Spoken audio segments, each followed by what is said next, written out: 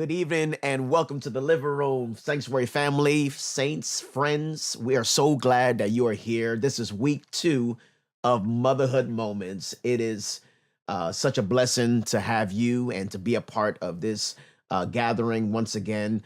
May is off to a bang, and I'm excited about what God is doing. Come on, there's always room in the living room, so I need you to gather in.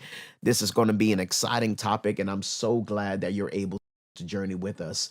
Last week, we kicked off with a strong week, having Pat Morris and First Lady in the living room. And tonight, we are so excited to have back my beautiful wife, First Lady Lisa, is in the living room, along with one of our dear sisters and friends, Christine Romeo. We're so glad to have you, girl. Welcome. I'm glad that you guys are here. So don't forget to press that share button.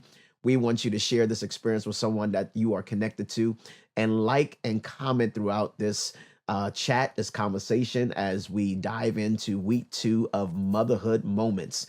And this past Sunday, we had an amazing Mother's Day worship experience. And so we want to give a big shout out to all the mothers, all the grandmas, godmothers, aunts. Happy Mother's Day to you guys. We know Mother's Day is not just a day, but it's the month of May. So we're celebrating, showing love, recognizing and honoring all the mothers throughout this month. And this is why we have this platform every Tuesday night to focus and shine the light on mothers having motherhood moments. It is very exciting just to hear these stories and to see what God has been doing through the lives of so many awesome mothers that makes up the sanctuary. And tonight is going to be a great topic because we share a unique story. So I guess we can start off by saying we all have boys. Yep. Boys. Yeah. Boys world. Yeah. Boys mom. We all got boys. So, we were a part of your wedding, Yes. and that was a exciting time just to share Yeah. that with you and Javon, one of our ministers in the church, great preacher, great friend, great brother. And so after that, just what was it like? What was the plan like? What was the thought process in terms of, starting a family, having kids? Did you want a girl first? You ended up with 2 incredible boys, Jonathan and Zachary. So how was that like for you? But talk about a little bit about the whole beginning. Right. So in the beginning, I always wanted a boy first, and then to be honest, I wanted a girl. Sorry, Jonathan. I wanted a girl, but that was okay because, honestly, just see them grow up together. 2 boys playing, having fun. They're like best of friends. So honestly, I wouldn't change it for the world. I enjoy being a boy That's mom cool. for sure. Did you wanted it that close? I mean, their age, and just wanted to take a break, or I just wanted to take a break. Okay. Honestly, I honestly don't know how Jonathan. Of course, we don't plan this. Jonathan was not planned, but honestly, I wouldn't have it any other way. Just to see them grow up together, be best of friends. I couldn't have to ask for Well, it goes to show, Yeah. his ways are not our ways. His thoughts are not our thoughts. For So, sure. I mean, who would have thought? I mean, us having 4 boys. Yeah. And the last 2 are 13 months apart. Yeah. But we're looking back now and we're like, man, that's an amazing story that God ordained. Yeah. And that we're still young enough to, be around and, kind of run with them. I'm not sure if Lisa, you still running with the boys? You know what? I could move. My legs They were outrunning her. Right. my legs were. Now there was one time, I just, being Isaiah, being a track star now, I used to give him the smoke all the time. Like, Dad, let's race. I'm like, you can't beat me. You can't beat me. And I don't know, me and my crazy 40 plus self was like, you know what, let's hit the track. I'm like, I still got it. He's looking at me like, Dad, don't you not know the medals that are in my room and all the stuff that I've done with track? I was like, you still can't beat me. And in my mind, I'm just like, what am I doing? So we went to the track, and he gave me a revelation.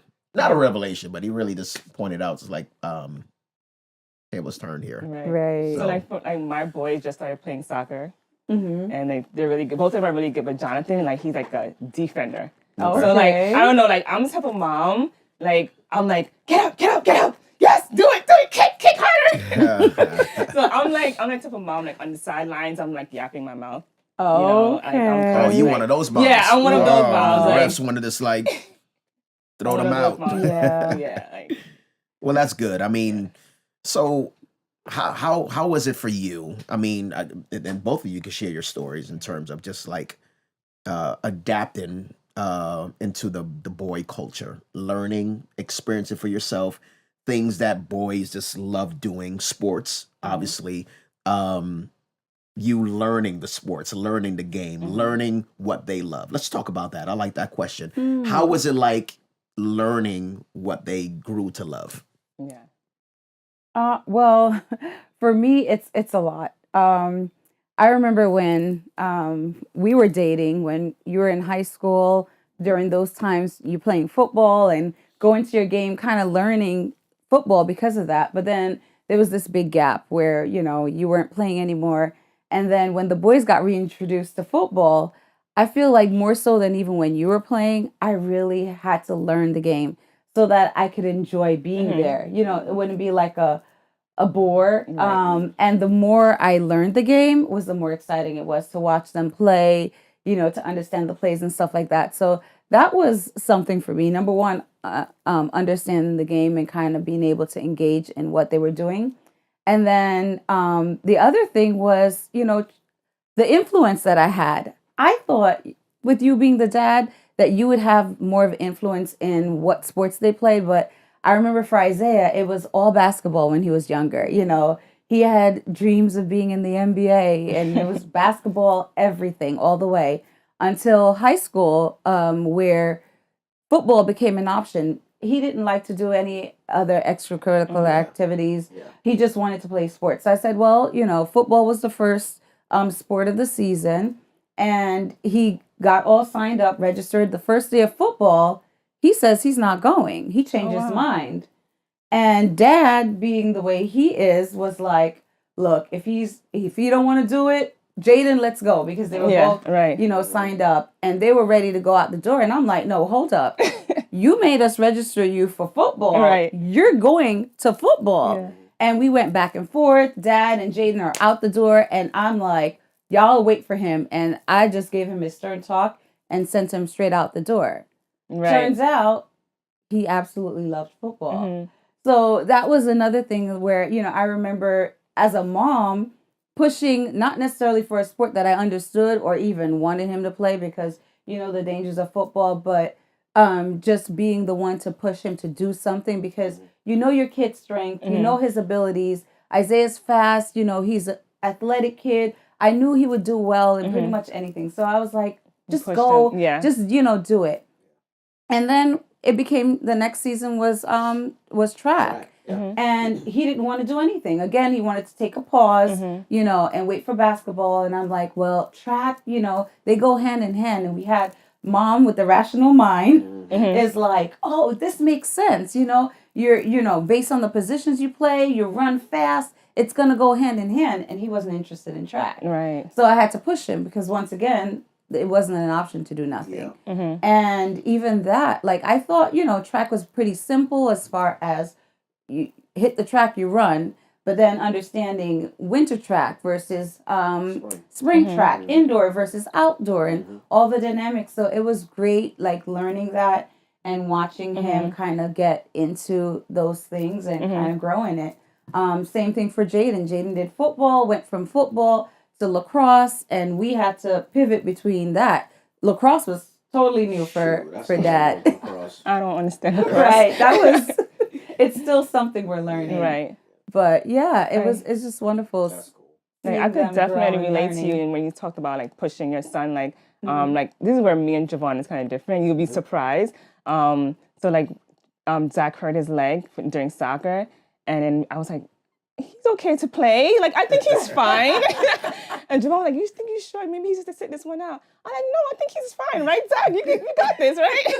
And he's like, yeah, Mom, I got this. So, like, I'm like the one to like push him, and like I'm a sports girl. I love watching sports. I enjoy playing sports. So yeah. So I think I'm made to be a boy's mom. That's cool. I mean, we mentioned that question. I think we need to stay right here just for a little bit because moms have this unique gift to push, their child into something that they know that they can become, they can be a part of, and they can even love, even initially not having no desire, Mom, I don't want to do it, but you have that push to say that, you know what, this is something that you should be a part of.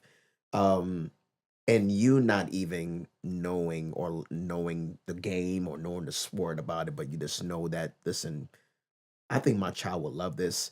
And now that they're a part of it, you growing and learning on your end to love what they love. Right. So big shout out to you guys to really step out, because it's not just about your child. It's not about just our boys, but it's about you too, putting yourself in a place to say that, you know what, I just don't want to be there, but I want to learn, their experience so that Right. it can grow, in terms of you loving what they love. Right. So I think you guys have that unique gift to really grow into that. So last week we talked about, Elisha and, the prophet, and, we talked about the my head situation, and how the Bible says that, this woman was a great woman, that one day everything was everything was okay, but now we have a situation in our hands. My head, my head, my head. Now she has to cater to this child. One moment everything could be going right. The next moment you've got to drop everything. You could be at work, you get a phone call, you got to pick up your child, it's got a fever, something happened, unfortunately. Tell us about some of your experiences, how you process things psychologically, emotionally, how schedule just had to pivot because you had to cater to a situation that was not planned, something that came up. How was that like for you, being a mom? Yeah, like for me, like it's hard sometimes when you have a structure, you have a plan, Yeah. and to like pivot from that is like very difficult. Like for me, I'm like, all right, this had to be done, this had to be done, this had to be done, and then when something sways from that, when an emergency happens, it's hard for me to like get back on track. So like it really is a challenge for me for sure. What are some steps? What do you do? How do you kind of control you, not get overwhelmed, not get frustrated? Because we gotta remember too that we're married too, so sometimes our spouse can feel the weight of the stress, and that everything has changed as far as schedule, and we got to tend to this. We got doctor's appointments, dentist appointments, and we got to go to this game and that game, and just like, but we have a life as well. We got to make sure that we're our best version. So what are some things that you do to gauge, ensuring that you're under control, that you don't just spaz out and just, become overwhelmed, in those situations? I would say like for me, definitely self-care, and I heard this, like self-care is not taking a shower. That's being cleansing. Right. That's necessity. Yeah. Thank you for saying that. Yes, right, yeah. Taking a long shower, taking a long bath. That's not self-care. Right. Just spending time with yourself, doing my nails, like reading, watching my favorite TV show. Yeah. Like just to step back from like the daily routine and the daily challenge that life brings us. Yeah, I definitely would say that self-care is my number one to-go thing to do. That's cool. Yeah. What about you, babe? What are some things that you do to unplug? I wish I could say I have a good answer, but this is probably the one area of motherhood that I struggle with the most. Being a mom to the 4 boys is so demanding. And, in the beginning, it's a different level of demanding, because when they were smaller, you were tending to them in certain ways, like providing for them, helping them, assisting them. But the older they got, then they start to pull on you in a different way. I work nights, so sometimes, most of the times, I'm sleeping in the evening towards, when I have to get up for work. So I have boys that are very involved, especially my high school boys. They're doing all sorts of extracurricular activities until late in the evening. And I'll get a phone call, especially from my my JD Pooh, and he'll call, "Mom, are you asleep? Can you pick me up?" So I'm shuttling the kids back and forth. Right. And, things come up during the day. Dad might say, "Oh, can you take Ethan to this appointment? He had an appointment last week, and I had my day kind of planned out where I was going to do this, this, and this, so I can get to bed at a certain time." And then it's like, "Oh man, I have to take Ethan to this doctor's appointment 3 o'clock in the afternoon." So I can't say that I'm good at doing that. I just allow everything to kind of take me through the day sometime. And I had a conversation with someone, and I know there's probably people listening who fall into the same category as me. But I was talking to her, and she was asking me, like, what about drawing the line somewhere? Like setting boundaries. Like, why don't you say no to things? And I had to think about that for a minute, because I said, well, my nature is, I feel like if I say no, and I'm gonna stress over that thing that I didn't do. So I might as well push myself through it and, try to get it done. Even though sometimes it's not possible for me to do it all. So I think that's the thing that I struggle with the most. And I know there are other women out there, mothers out there who are struggling. And my advice would be, if you're struggling with those things, find someone that is doing well at it. Right. And, make them hold you accountable. And that's what I'm starting to do now. I have a couple people who will check in on me and ask me, have you done this? Like accountable partner. Majority of the times it's, hang my head in shame, but I have those people in my life to kind of help me. And I think, as moms, we want to be able to say we can conquer it all, but we need those external factors sometimes. And for me, I lean on that. Yeah, definitely lean on that. I like that. I like that. Mary was she was a young girl, she's engaged to Joseph, and everything is just, again, we're staying in the same vein, going right until she gets a visit from the angel. You're pregnant. You're gonna birth the Messiah. So her life just like suddenly just changes overnight. Talk about the uncertainties of motherhood. Again, Christine, you mentioned like, you got a schedule, everything is planned out, but all of a sudden it doesn't play out because of these uncertainties that arises. And I think at the end of the day, we can learn from Mary, because through all the uncertainties, she passed the test because she trusted the process through it all by trusting in God. And I think, that can be a strength to mothers out there that may feel like, there were a lot of uncertainties of motherhood for me. And yeah, it probably brought me, momentary stress, and I was overwhelmed, and it's like, what am I going to do? Who am I going to rely on? Who am I going to call? There's no one to help me. But at the end of the day, when you put your faith and your trust in God throughout this process, what He's allowed in your life will not take you out, so to speak. So, talk about how did you handle, again, the uncertainties that motherhood brought you, outside of everything that was planned of being a mom, because we do want to plan. We plan the nursery, we plan a baby shower, we have all this, but there is an element of things that are you just can't plan. You can't put it on a calendar. How did it look like for you when things were uncertain? Well, like for motherhood, for me, it starts during pregnancy, when I first heard my baby's heartbeat. Yeah, so Mother's Day, sorry. So like for motherhood, it starts, like I said, from the first time I hear my child's heartbeat. So like the challenge for me was when I had a loss. I had a miscarriage. Like that was unplanned, I thought everything was going to be perfect. I'm young. Like, how could this happen to me, But it did. And it happens to many, many mothers. It's very common. So that was definitely a challenge for me, and something I did not expect, So like, I'll just tell the story real quick.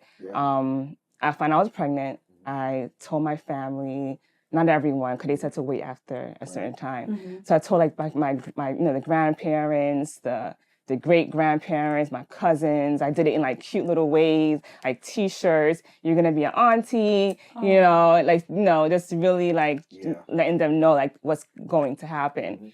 And on my way to my visit, me and my husband, we went into a room. And I was excited. Doctor is telling me, the baby's old, the baby's getting bigger. So you're able to hear the heartbeat in a different way through my stomach. So I was excited about that.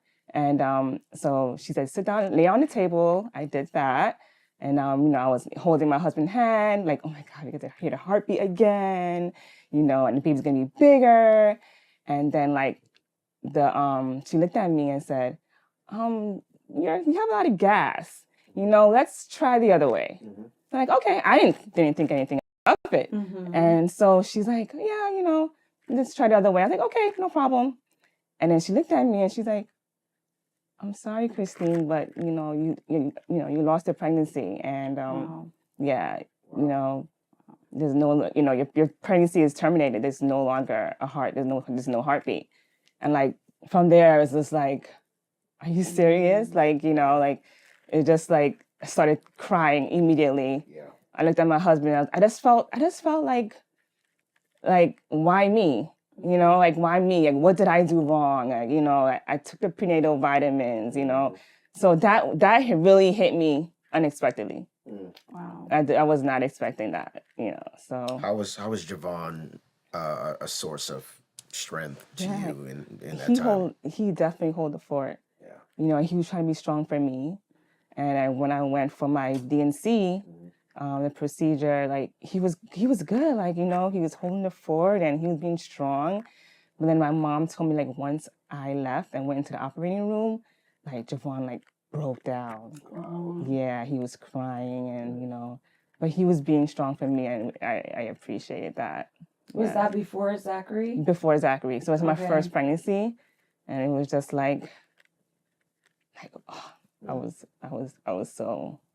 Yeah, I was flooded with emotions. Like, why me? What did I do? Like, and I think that's something so many women could relate to. And just like with your situation, I mean, I've known you for I don't know how many years, since you were a little girl, but I didn't know that story. And I think a lot of women go through that, and the people around them don't even know.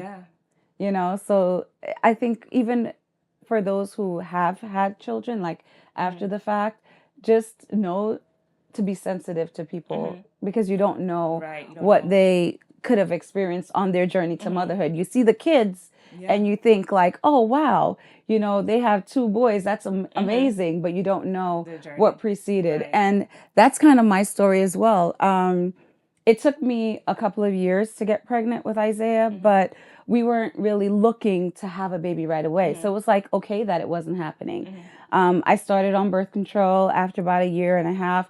I went off birth control because it was giving me other side effects that I didn't like. And it's like, I'm off birth control and I didn't get pregnant. So it was like, but I didn't want to be pregnant at that time. Right. But when it came to the time that I wanted to, my doctor, had that tough conversation. Well, this is what's been going on, because I actually switched doctors. So I started with this doctor just about the time that I was looking to get pregnant. And, it's like, well, what's your, asking me about my cycle and all these types of things. And that's when it hit me that, things might not all be good. Right. It's great that you didn't get pregnant when you didn't want to be pregnant, but now, so that was tough. And when I finally got pregnant with Isaiah, I remember I worked in the hospital and I was about 13 weeks. And I went to the bathroom and, one of those things that you don't expect during your pregnancy kind of made me feel like, something was very wrong. I ended up in the emergency room. I went and even had to tell my boss because she didn't know I was pregnant. So I told her that, I'm pregnant and this was happening, and I was very concerned. So I went to the emergency room, and it was a similar experience because when they tried to get the baby's heartbeat initially, he wasn't getting a heartbeat. And at that point, I had already heard Isaiah's heartbeat. My very first appointment, I was 8 weeks pregnant. And I heard the heartbeat, and he was having a difficult time. And I remember he told me 2 things. He said, either it means that you miscarried or you're going to miscarry. And those were the words that he spoke to me. It was like so hard to hear. Not what you want to hear with your first pregnancy. Right. And and I laid there waiting. He said he was going to call someone else in to see what they could, if they can try another way. And fortunately, when they came, they were like, no, we're going to try another way. And right away, we heard the heartbeat. But those words kind of echoed in my head, like, either you miscarried or you're going to miscarry. And I still had those symptoms to deal with. That was like, does this mean that, the pregnancy is not going to be all the way through? And I remember I was so scared to tell anyone I was pregnant. I waited until, I couldn't deny it. It was like, people were like, something's going on. I'm like, no, I'm good, Yeah, so that was one of those things for me that, I could relate to your story. That was, it was hard. It made it very nerve-wracking going through that first stage of the pregnancy, like to make sure that the baby was going to be okay and making sure that nothing I did would have caused, me to miscarry or him to not be okay. So that was something that was difficult. It definitely changed me. Like, not to say I didn't enjoy my pregnancy, like with Zach and Jonathan, but I was just like, is something going to go wrong? Is the doctor going to say, there's something is not right with the baby? Like it really did change me. Like I don't feel like I was the same person. Oh. And like even to this day, like I still think about it. Like it never fully goes away. Okay. Never fully goes away. I think for me it shifted a little bit though. Only because I tell you, going from Isaiah to Jaden to Caleb, they're 22 months apart. The first two, the second two, 22 months apart. So I found out I was pregnant just at about the time that like the first one was like maybe a little over a year. Shortly after Isaiah's first birthday, I found out I was pregnant with Jaden. And I remember my dear husband. That was, for me, a mom who thought at one point that, I wouldn't have a child, and then to have one, and then to now be pregnant with a second so close. It was like, oh my gosh, I could have another one. So I was so excited about that. I didn't spend as much time being nervous about what that second child means. My husband was like, oh, we just finished washing bottles. We're potty training and we have to start this process all over again. And then it was exactly the same timing between Jaden and Caleb. So Jaden was the same age Isaiah was when I found out I was pregnant for the third time. And it was like, okay, I'm over it. I can have babies now. I believe I'm fine, and it was like these babies just came kind of back to back. But I think for me, and this goes back to the unexpected, motherhood moment, when I found out I was pregnant with Ethan, I think that was the biggest blow, when it came to like my responsibility as a mom, because I had 3 boys. They were so close, and here I am pregnant with my 4th pregnancy. I didn't know it was going to be another boy. I was hopeful it was going to be the girl, but my 4th pregnancy, and Caleb was only 4 months old.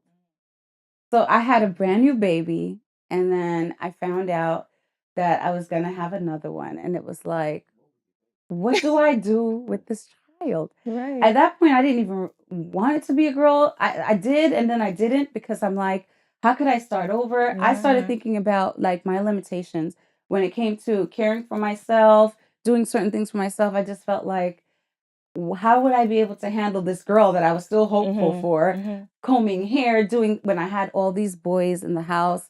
And I know that there are moms out there who probably haven't planned out their pregnancies. Maybe you feel overwhelmed because you have 2 kids and a third on the way, or 3 kids and a 4th on the way, or you didn't think you would have more than one.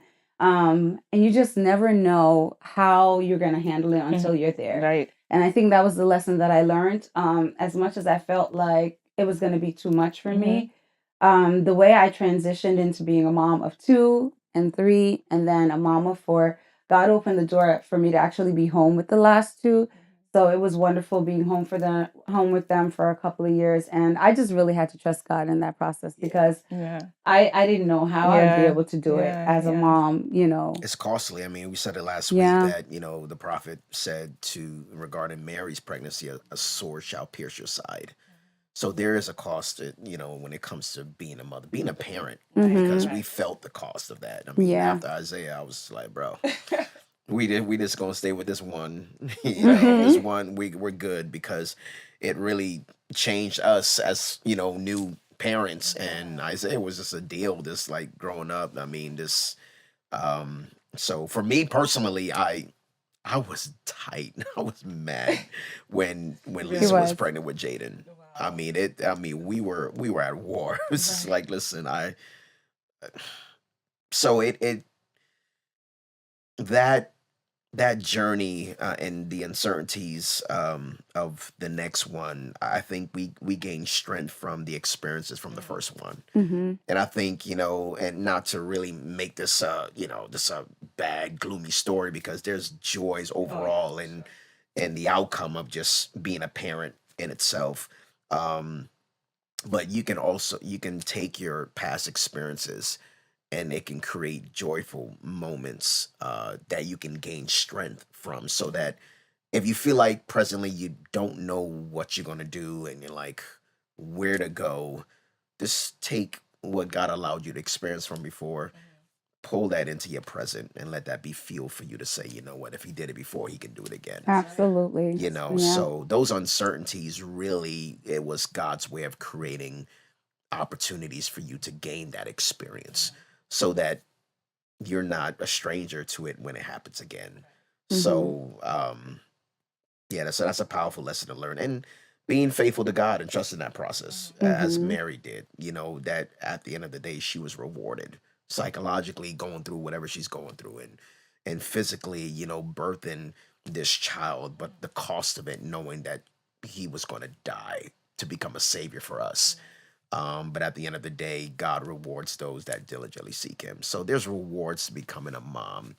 And that's the next question. Like, what are some rewards that you can say for you, that this was something that, um, being there, the ups and the downs, the challenges, uh, what are some things that you can consider to be rewards for you, that brought joy, that brought fulfillment for you, as a mom, to say that, you know what, those tears, the sacrifice, all of it was worth it? Talk about the rewards and how that looked like for you. All right. Okay, yeah, sure. For me, like the reward is Mhm. actually seeing my growth in being a That's mom. good. Like it shed a light on areas I need work on. Yeah. It sheds a light on things that I'm good at. So like it just definitely shows a light on things on who I am as a person. And like I'm able to see how resilient I am, how strong I am, how not patient I could be. Yeah. Yeah. So just seeing who I am, Mhm. being a mother, it is definitely a really great reward. Mhm. Cool. Yeah. I think you're so spot on with a Mhm. lot of those things. I definitely can say I agree. I learned a lot about myself, and Mhm. I'm challenged to be a better person. When I think about some of the things that some of the moments when I like lose my cool, it's Mhm. like, okay, it helps me to recenter myself and kind of learn that Right. way. But I think for me, the biggest thing when it comes to reward is seeing the fruit of your labor, like Yeah. through your kids. Mhm. Yeah. So Yeah. sometimes I have these heated conversations with the boys, Mhm. especially the older ones, some of the younger ones too. Right. And we go back and forth, and it's tough because you want them to like listen in the moment, Mhm. and they don't always listen in the Mhm. moment. But having them come to a point where they will come back to you with certain things and say like, Mom, you were right, or seeing your words of influence help shape them into being a better person, I think is the most rewarding thing for me.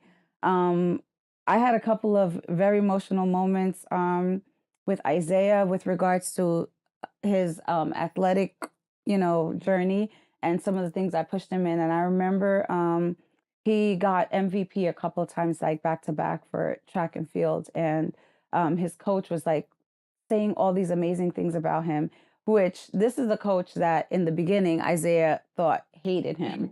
He was like, oh, he's so mean to me. And, I would try to encourage him, maybe he's trying to teach you something. Maybe he's trying to.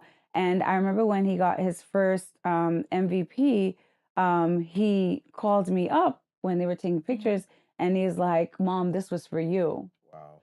And that made me so emotional because here you're pushing your kids to do the best and be the best for themselves, but for them to feel like their accomplishment is, credited back to you. I didn't do it for me. I did it for them, but it kind of comes back to you, in that way. And so for the moms out there, I just want to encourage you, as tough and challenging as it may be, continue to push your kids because whatever they accomplish, it'll be your accomplishment. So I see so many moms, when their kids walk across the stage, to get their college degree. I'm not there yet. You're not there yet. Right. But it's like we did that. And now I kind of know what it's like, There are times when your kids don't want to do something and you kind of want to just say, if they don't want to do it, let me just leave them to it. But no, it's not just for them. It's for them and it'll come back to you to be able to get to the point. And this is my goal for my kids where they're not dependent on me anymore. I want to make sure that these kids are self-sufficient.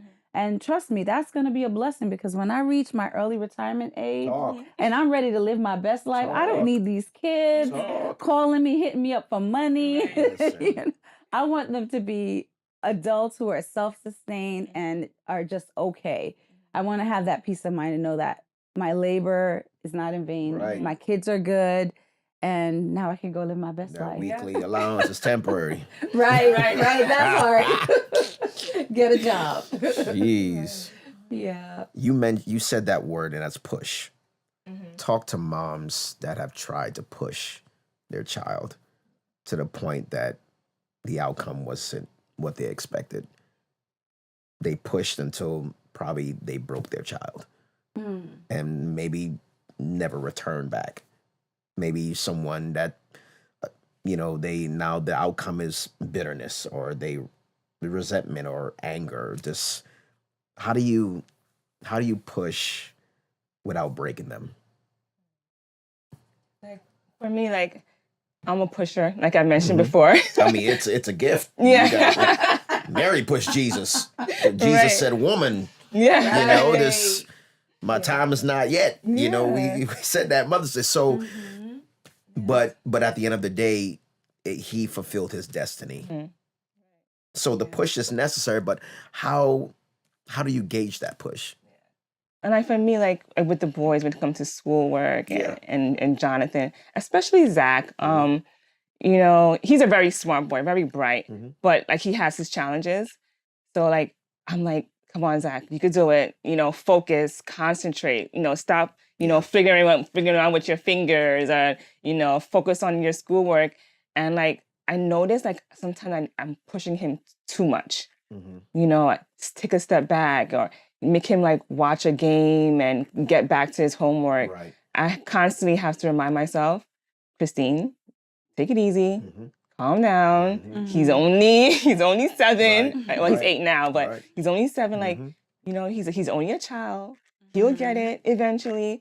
And it's just hard. I don't know if it's because my father used to push me when it comes to wow. Yeah. When it comes to my schoolwork, he's get this math problem. How come you didn't get it yet?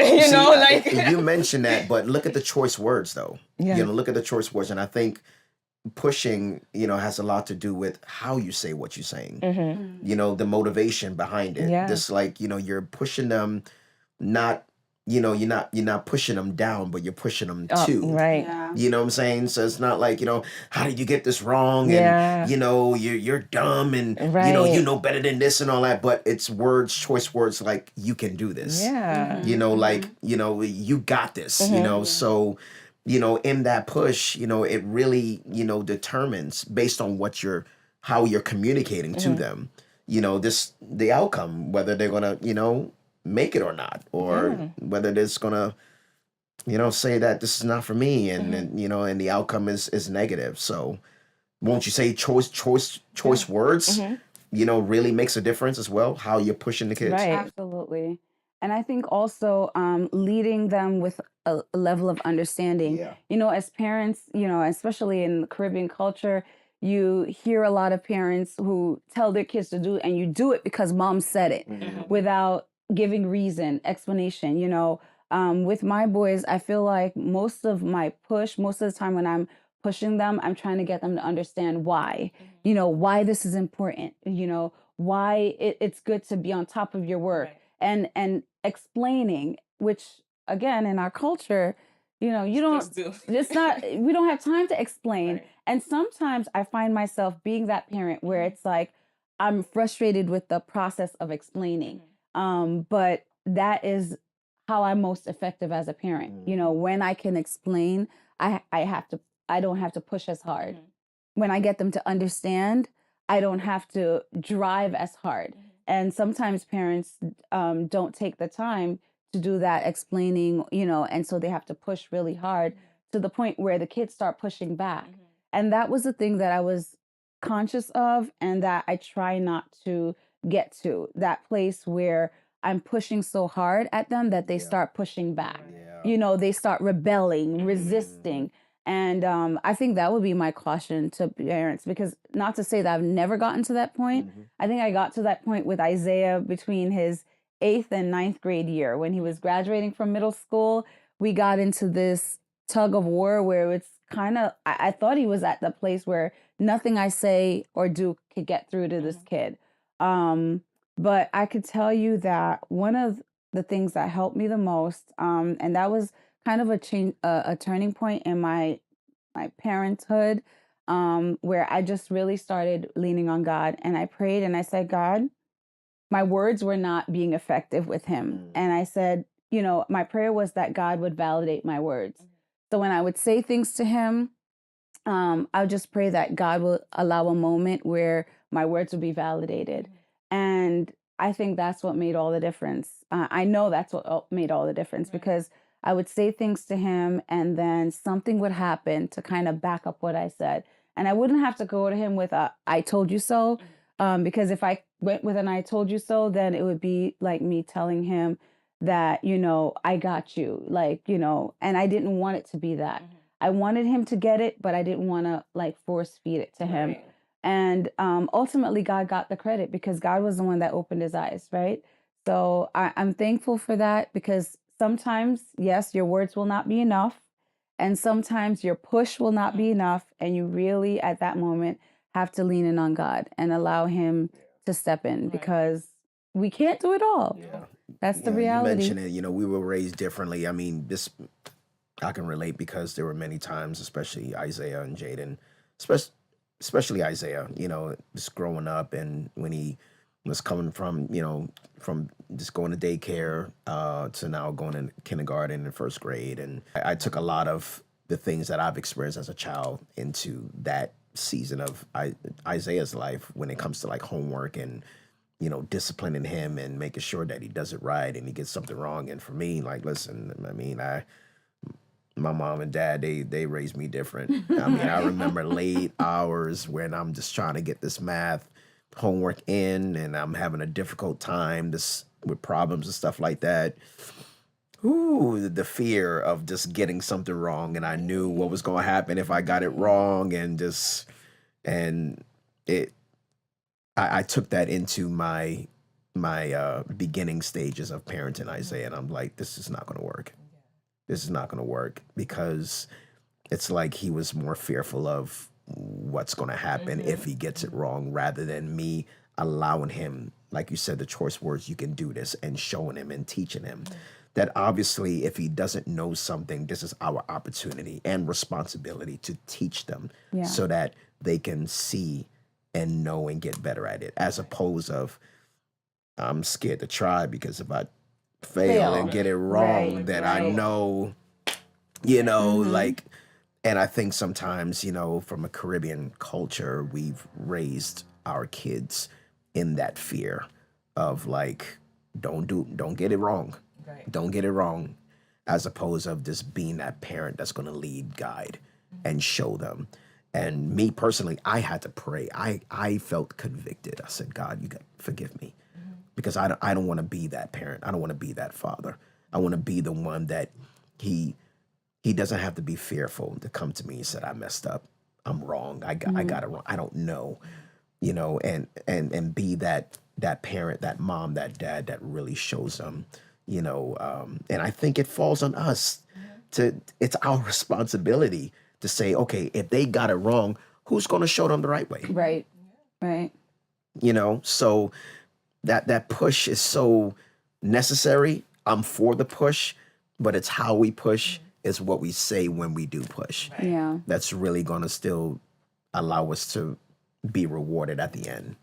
Right. So that's the beauty of it. And I think we that's something that's encouraging, not just for moms, but for parents overall, and even for new ones to be. We're blessed to have a lot of couples that are going to be moms Yeah, and dads, and I expecting think moms and for dads. them to hear this and learn and say that, what, thankful how we were raised, but there's some give and takes as to what we can use, for our child that is to come, and Yeah. let that be something that can really be a blessing to them in their initial and still learning how to be a parenthood season of their lives, So there's always rewards to that. As the child grows, you mention it, we talked about self-care, we talked about early retirement, because at the end of the day you sacrifice. It's a motherhood, and it never ends, but at the end of the day it changes because of the seasons and the growth. You start off by breastfeeding now becomes first day of school, and first day of school goes into graduation, to middle school, to high school, to college, becoming that man, becoming that woman, maybe walking them down the aisle, being a part of their wedding, seeing all these milestones and all these accomplishments. Talk about just the preparation as a mother when it comes to the growing stages, because as they grow, you let go. As they grow, you let go. So, how was it like for you? Because obviously, we're nowhere yet at the place where we're talking about weddings and stuff like that. Isaiah's got one more year in high school, Yeah. and we're ready for college. And it's so crazy because you shared a picture of some of the sample senior Yeah. pictures of Isaiah, and you're like, I'm not ready, Yeah. kind of a deal. And I text you back and said, girl, ready or not, here it comes. Yeah. But at the end of the day, again, we talk about preparation, but there's always a segment where we're just not going to be prepared. It's just when it happens, we'll know how to deal with it. So how does letting go for you look like as they grow? What how do you process it? What's in your mind? Do you go in the bathroom and just have a meltdown, and do you get your nails done? What is it for you to process, the letting go in these different milestones? Well, okay. So, as you were talking, a couple of things popped into my head, and sometimes, I think like analytically, or I see like a picture. And when you mentioned letting go, I kind of pictured someone skydiving. When you jump out of the plane, the reason why you're able to jump is because you have that parachute. That means you're gonna skydive here? No, No? absolutely not. Come on. We are beyond that stage. But part of what helps you to let go and make that jump is knowing that you have that parachute, that safety net. And for me, what's helped me to let go is knowing that I prepared them for whatever it is that they're getting ready to go into. But it comes with levels of anxiety as well. Oh, absolutely. That nervousness doesn't go away. You have it in your back. You kind of have to talk yourself through it. Like, okay, the parachute is there. You just have to press the button. And that's what I find that I do. Right. But just having those conversations. One of the things I remember, and this is with the older kids, the first time that one of them went away on like a trip, school trip, overnight trip without us, and they had to be in a hotel. It's kind of like, okay, they're outside of your control. They've only gone away to this point with us as a family on vacation. So now they're going away with a group of kids from the school. I think the first trip was Isaiah with track when he went to state championship, and it was like he's going to be in a room with other boys. But it's just knowing that I've had conversations with him about, when he's with other kids and, what to do, what's not to do, and how to get out of certain situations. If you're in the company of people and they're doing this is a way to get out of that kind of situation. So knowing that you prepared them and that you talk to them helps. Not that it takes away your nerves, but it's what ultimately saves them and helps them, during some difficult times. And I find that that's one of the things that helps me as we go into different stages. I remember the first time that I had to let like Isaiah go out with friends. Went to the mall and we sat down and we talked about, okay, when you're in the mall with friends, if anyone decides to do anything that they're not supposed to do and you're with them, how, you're guilty by association. And so I planted that seed in his mind that not because a friend is doing it and you're not, you think you're going to be safe if you're with them, and I planted all these seeds. So I kind of hoped that with all the seeds that I planted, when the time came, that they would be okay, that they would be safe, they would know what to do. And I feel like that's the most important thing. Just knowing that you prepare them for whatever it is that you have to release them into. We talked about, Moses and the fact that Moses had to go into the Nile, but the fact that his mom had made a basket for him to keep him safe, that's what helped him to navigate the Nile. And it's the same thing with our kids, just making sure that you've prepared them mentally, give them the tools, the skills, whatever it is that they're going to need. And that's what helped. And that Hebrew garment that was in the basket too, always reminding him that you're a Hebrew. Right. That you're going to be exposed to the Egyptian culture. You're going to be exposed to music and all the things that, the spirit of the age and things of that nature. But never forget, the garment represents your identity. Right. Yes. So, what were some things for you, Chris? Well, for me, it's not too much letting go. Thank God, because my kids are still young. Yeah. But I remember when the boys had to go the first day of pre-K and I felt terrified. My babies are gone. I constantly pre-K, they're gone. They're gone. My God, Chris, you're not gonna make it till they get married. I'm not. You're gonna be a hot mess when they get married. I'm gonna be a hot mess. I constantly texting the teacher, are they okay? Oh, Is he crying? Thank God they're bye, mommy. That type of kid. Wow. Even recently, my neighbor, she's a girl and she comes over to the house in the backyard, plays and everything. That's cool, no problem. Yeah. Come anytime you want.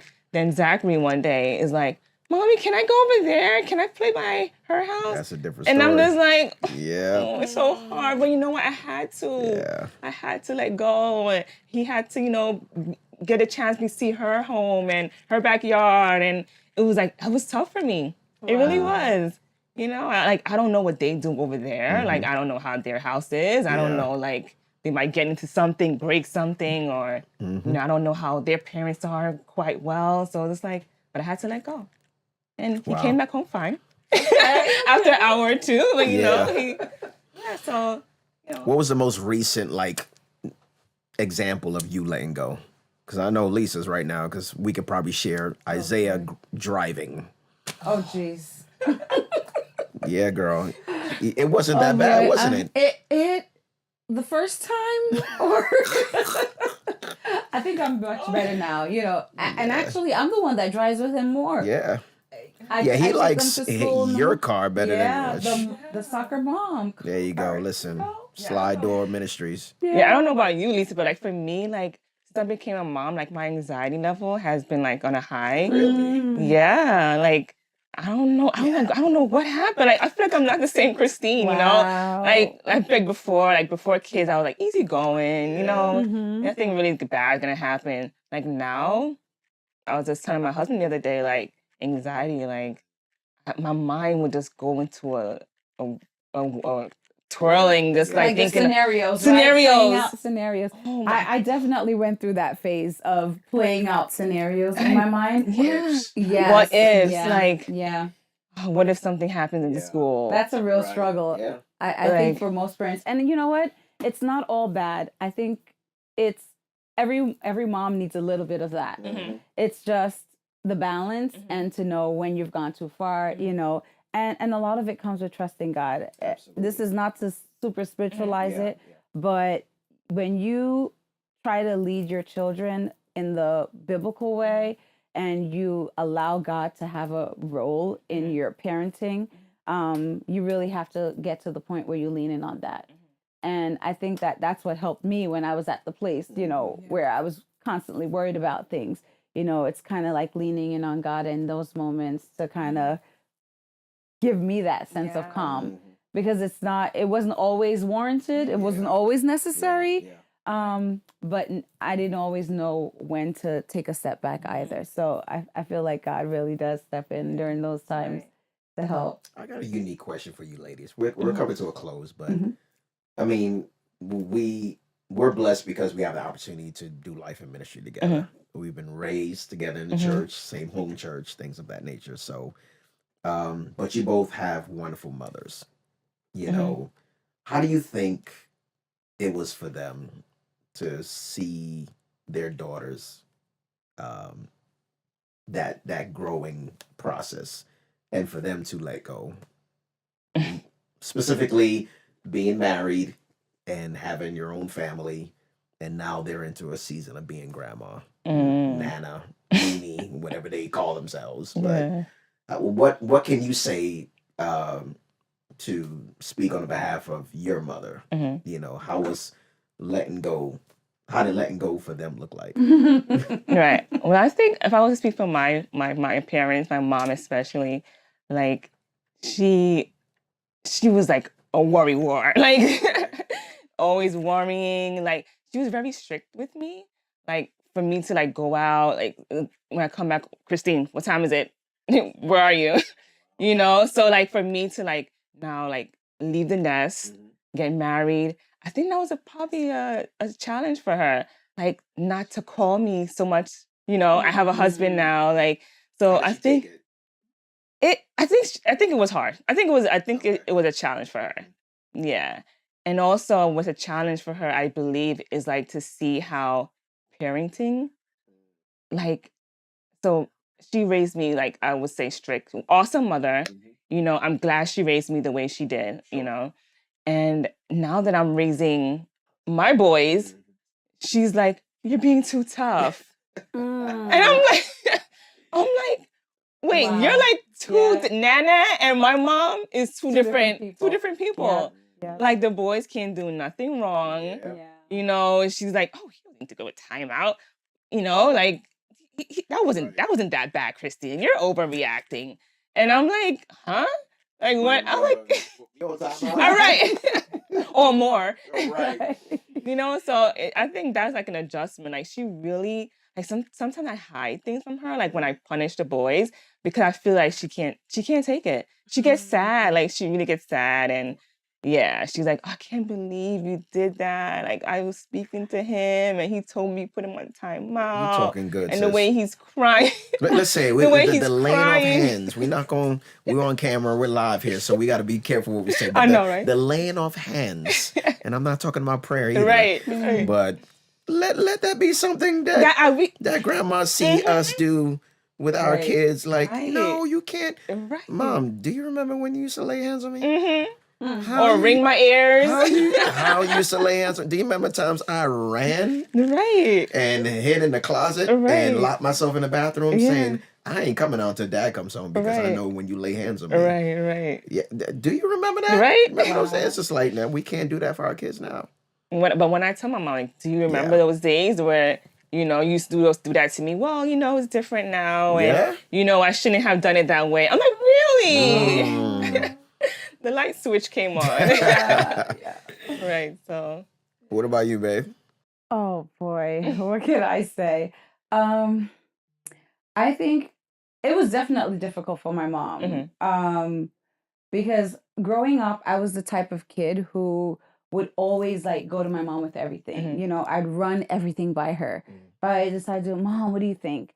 And I remember when things started changing where I would kind of make certain decisions without consulting her. You know, it was like, wait, huh? Like, and then she would try to give me input, but it was like too late because I'd already made my mind up, or you know, and that was an adjustment for us. And the unique thing about that, or the good thing about that, is that it really has helped me in kind of understanding when certain changes happens with my kids.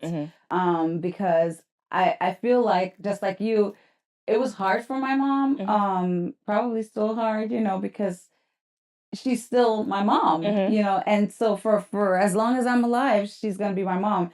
She wrote in my Mother's Day card, you know, my forever baby girl, and I was like, oh, it's like I'm still the baby girl. So I think, you know, it's one of the things that's helped me to learn that with my kids, you're not going to mother them in the same way all throughout life. It's going to look different, and it's going to take on different dynamics. Now my mom's role is not as much advice and telling me what to do, because some of the times I feel like my thinking and my ideas, my mom isn't even able to handle. But being a support, you know, my mom is amazing. I love her. I couldn't imagine life without her because of the way she supports me in other ways. You know, things that I need, times that I lean on her for, you know, just to be there, Right. you know, not necessarily tell me what to do, but just to know that she's there. And I feel like that's something that really, really helped me, and that a lot of women, especially those who have adult children, need to lean into the fact that your kids might not need you in the same way that they always did. But that could be because you did such an incredible job. You know, you raised independent kids, and it gives you, right, it gives you the opportunity to go do things, enjoy life, and kind of have that peace of mind to know that my kids are okay. And if they need me, they will call me, because my mom knows when I need her, I will pick up call the phone and her, call her. like, without a doubt. So, And like for me, I don't know about you, Lisa. Like I feel like me and my mom's relationship got closer since since I had kids. Wow. Yeah, like it's more like a friendship, you know. So we definitely got closer once I started having kids. Yeah. So How did that look like? And when maybe you guys going to brunch or something? Or yeah. So we talk more on the phone. Okay. You know, like I think she has more respect for me now. You know, like because I guess I have experience. You know, and I'll be surprised when like when she asks for advice, or she'll come to me with certain things. I'm like, oh, you know, like she sees me in that light. You know, and that's refreshing. And again, we go back to that, and it's just the reward that mothers get. Yeah. And it may not be the time that they want to hear it or feel like they need to see it. And it may not be often, but at the end of the day, it's going to happen. Right. You know, and we're going back to Mary all the time, because all of her life she's going through this. Like, I'm trying to raise this child. He calls me woman. Like, you're 12 years old, lost in the temple. I'm pushing you, and he's like talking to you like a messiah, a savior, while being a teenager. And as a mom, psychologically, emotionally, like, I'm trying to be this just a regular, natural mom. But understanding that all these dynamics come with just like his destiny and who he says he's going to be. He's going to die for the world, all this jazz. But at the end of the day, she gets rewarded. To the cross, where before he dies, he looks at Mary and says, I give you John.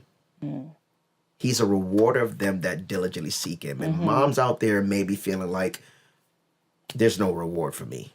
I didn't get a phone call. I didn't get a Mother's Day greeting. You know, I I got left out. I would have thought they would have invited me. Right. I would have thought I would have been a part of this. It's just like, and as you talked about, as we grow, we let go. So there's different changes that comes to the seasons. But at the end of the day, the outcome is still what it is, and that's being rewarded. Right. Yeah. And before Jesus died, he makes sure that he rewarded his mother.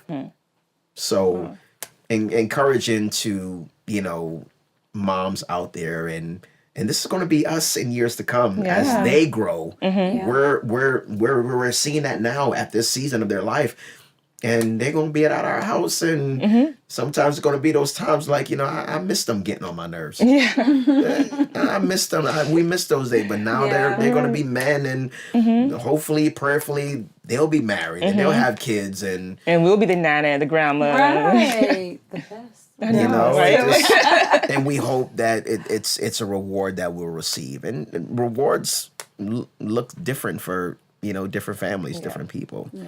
For you guys to recognize what your mothers did for you, what they put into you, and how you are now grown into and continuing to evolve into the women of God that God has made you to be, and the mothers that God has, called you to be. I think that's a reward for them in itself. And Christine said something when she was talking about, her mom calling her for advice. And I feel like that's kind of where my relationship is with my mom right now. I don't think my mom does anything without calling me, calling my brother. Hey guys, she's picking out paint colors and she's like asking us what we think. My mom does everything, kind of like leaning on her children. And that's a testimony to who we are as individuals, that now she trusts our advice. I remember when I had the boys, and she would tell me, just like you and your mom, oh, you don't have to do this, just talk to them. And then she realized after spending the weekend with them or a week with them while we were away, oh, now I know why Lisa is the way. So I'll call and I'll hear her and I'll hear like, oh, grandma put some of us in timeout or we got punished. And I'm like, okay. So she's realizing that, it's different. And she might not always verbalize it, but you can tell in the actions. My mom doesn't always come to me and say, Lisa, I think you're great at ... But when she comes to me for certain advice or runs certain things by me, it tells me that, she appreciates and she respects me in that light. And it's wonderful to see life go full circle like that, where the person that you leaned on for everything can now lean on you. It's definitely a beautiful thing. Talk about the community of family, the power of having a community that when you need those timeouts, getaways, vacations, that self-care pouring back into you.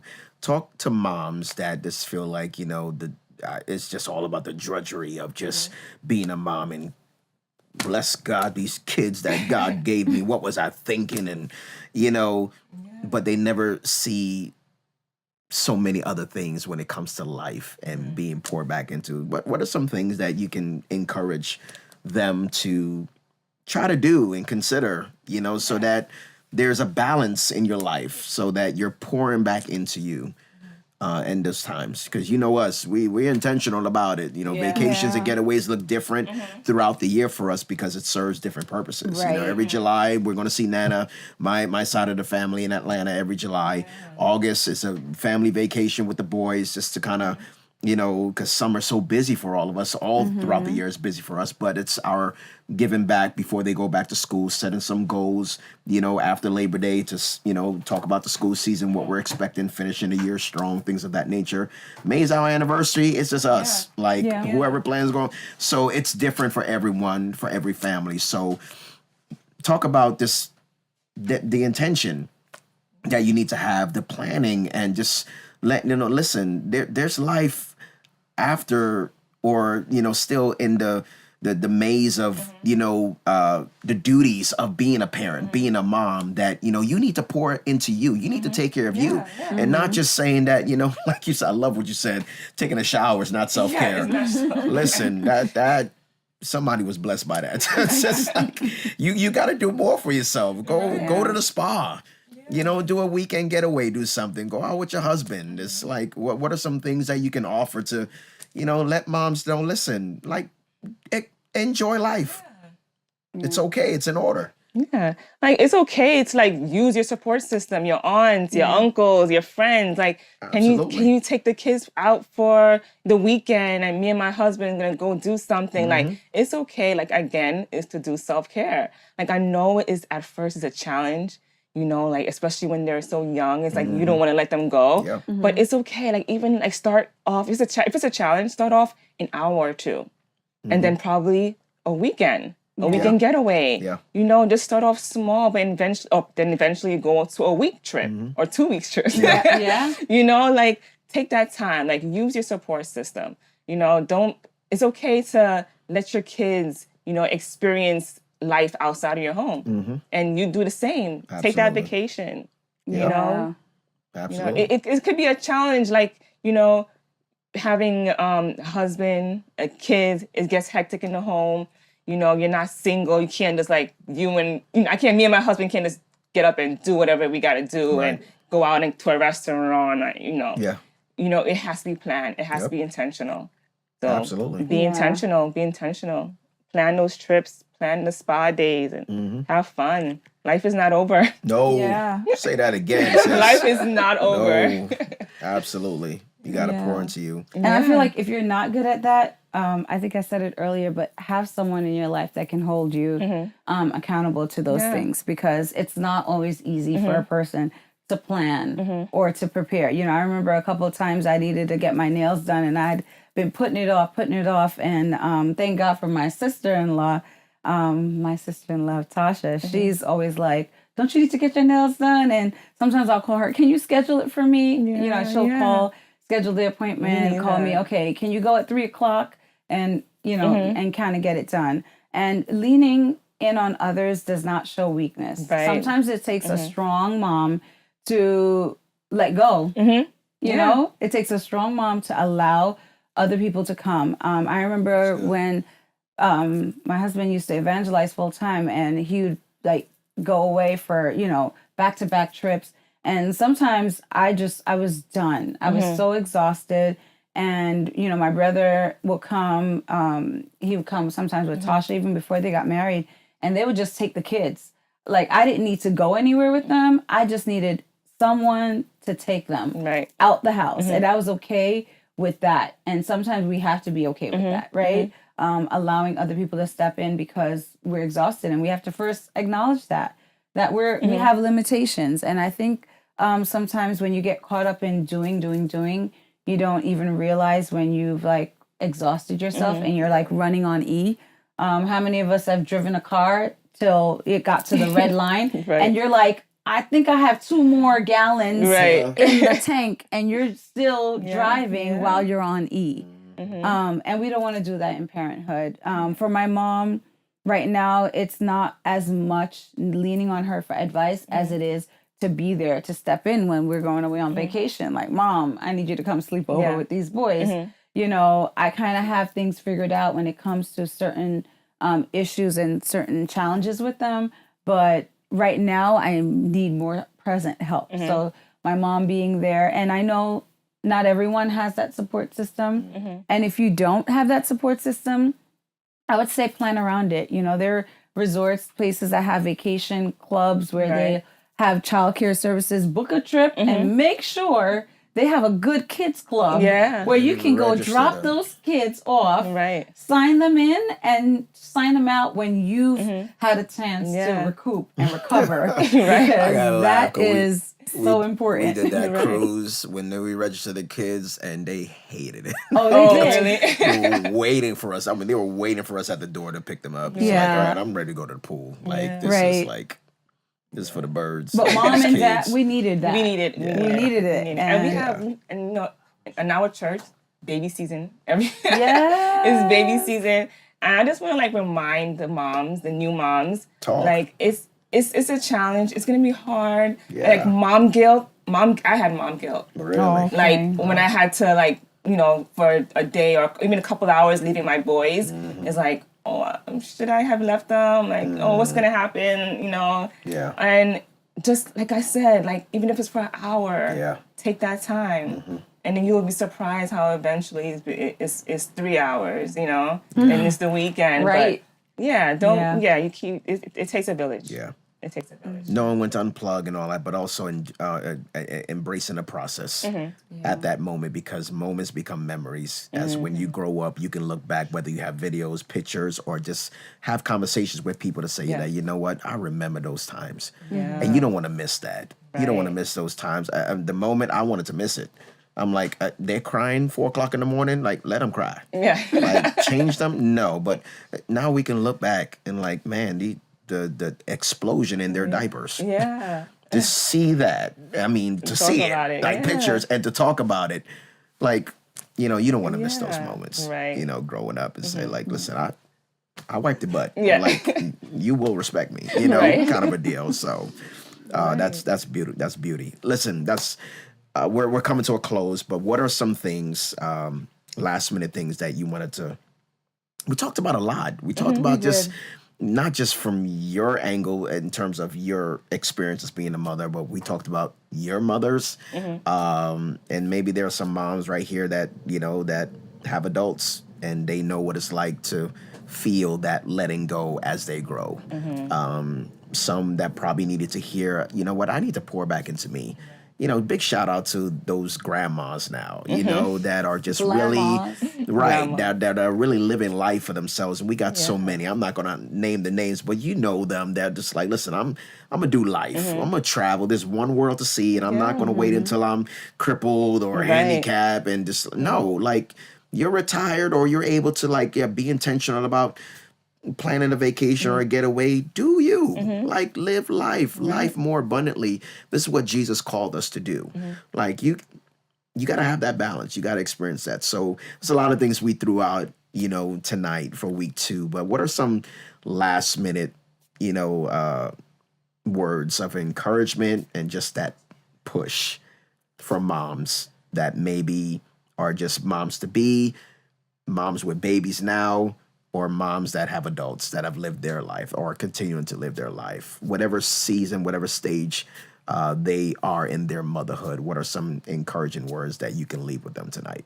Chris, you go Yeah. first. Oh, well, if I could make a request. Okay. Chris, she shared something with me about, you know, her mom and kind of the stage that her mom is in the last couple of Mother's Day, how that looked so different for her family. And I thought that was, you know, so amazing, like something so different that maybe mothers out there haven't even like considered. So I'd like you to share that. Yeah, so these last couple of Mother's Days, I've been like, I think it's going on like 3 years now.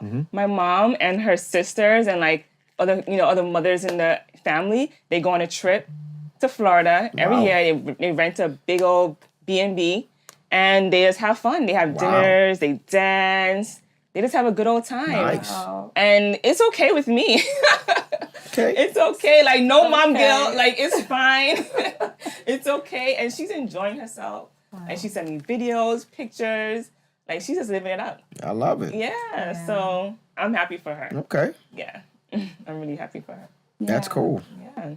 I think that's when you told me, I was thinking about it, you know, and I kind of thought of myself and I said, you know, that's a wonderful thing because it's like kind of your reward, you know, well done. Well done. Well done. She did Go. her right. And now you get to live that second phase in life. And I know for me, you know, there's a couple of people in my life that's in our church that's an example of that, you know, who are literally doing the same thing. Yeah. You know, they're there when their kids call them, they need to fly somewhere to babysit, they're there, but in between that, they're enjoying life. And I think it's such a wonderful thing Absolutely. to be able to see your parents enjoy life that way. And whether my boys want to see it or not, they're going to see it. Yeah. They are going to see it because I can't wait till I get to that point where it's like, well We done. gonna see and it. now, We're going to see Australia. yeah. We're going to see Brazil. We're going to see Africa. We're going to see it. Yes. You know, I think that's, There's a Anytime. world out Yeah. there to see. and you said something also, you know, that she doesn't have to feel guilty. No. Right? There's No. no guilt associated with the fact that, you know, she's not with her daughter on Mother's Day or, you know, her son on Mother's Day. but you can feel like she did enough, that she deserved this time. And I think that's a beautiful thing. So deserving. Yeah. Absolutely. Yeah, I love the fact that we just really highlighted, this reward and being a mom, after all. So, man, week 2, y'all killed it. I'm so blessed, so excited. And I'm praying, hope that there was a mom in the living room tonight and everyone that, was really inspired and encouraged by what you heard tonight. So I want to pray for not just moms, but I want to pray for the living room because, this month, obviously, we are dedicating by way of honoring and celebrating and loving and recognizing moms in all stages of life, grandmas and those that have paved the way and worked, and now you're seeing the blessings and the fruit of your labor through your child and now them becoming an adult. And so we all go through changes psychologically, emotionally, spiritually, mentally, all phases that parenthood and especially motherhood brings us to. But the Word of God ensures us, His promises, and the faithfulness and the trust that we have in Him. We know that these things will come to pass in our lives. So, Father, we so thank you for this another time of week 2 of Motherhood Moments. We pray specifically for mothers that are in the living room tonight, God. And I pray and hope that this lesson, this conversation, this session tonight where we get to share our life's experiences and get to glean from your word and just words of encouragement, God, will bring peace of mind, will bring an assurance in their heart and understanding, God, and hope in their spirit, God, that wherever life may find them by being a mom. And we know that we face different challenges and bumps in the road and seeing the growth of our children or child, Lord, will and allowing us to let go because of life. Lord, I thank you because where you have placed us, Lord, you have graced us and given us the strength and the abilities and the understanding to endure and to make it, God, because you don't call us to fail.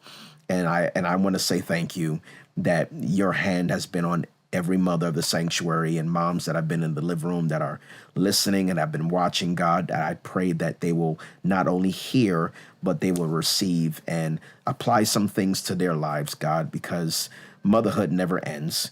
You've called them to this, you've equipped them to this, and Lord, you will anoint them to be the best mom that they can be. And whatever has happened in the past and whatever mistakes that they have made, Lord, we've learned from it. We can become better, stronger, and wiser as we move forward to the calling that you've called us to. We say thanks for another great time together.